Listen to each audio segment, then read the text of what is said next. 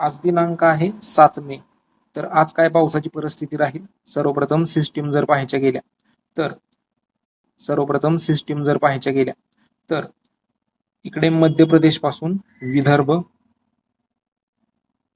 दक्षिण महाराष्ट्र, मध्य महाराष्ट्र करत कर्नाटक, केरळ करत असंच बंगालच्या उपसागरापर्यंत केरळपर्यंत एक ट्रफ लाईन सध्या सक्रिय आहे. तसेच राजस्थानच्या उत्तर भागात एक चक्राकार हवेची स्थिती, त्यातूनच एक ट्रफ लाईन पश्चिम बंगालपर्यंत सक्रिय आहे. एक चक्राकार हवेची स्थिती श्रीलंका, केरळच्या आसपास सध्या सक्रिय आहे.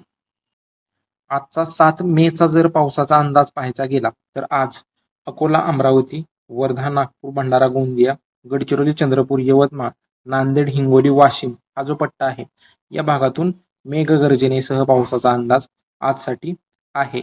हा पाऊस सार्वत्रिक नसेल, काही भागात होईल, काही भागात कोरडे सुद्धा राहतील. तसेच नाशिक, सातारा, सांगली या 3 जिल्ह्यात तुरळक ठिकाणी मेघगर्जनेसह पावसाचा अंदाज आहे. तसेच कोल्हापूरचे घाटभाग, सातारा घाटभाग, पुणे, अहिल्यानगर, छत्रपती संभाजीनगर, बुलढाणा, परभणी, लातूर, सोलापूर, धाराशिव, बीड, जालना हा जो पट्टा आहे या भागातून तुरळक ठिकाणी स्थानिक ढग निर्मिती होऊन थोड्याफार क्षेत्रासाठी मेघगर्जनेसह पाऊस होऊ शकतो. तसेच पालघर, ठाणे, मुंबई, रायगड, रत्नागिरी, सिंधुदुर्ग पावसाची शक्यता नाहीये.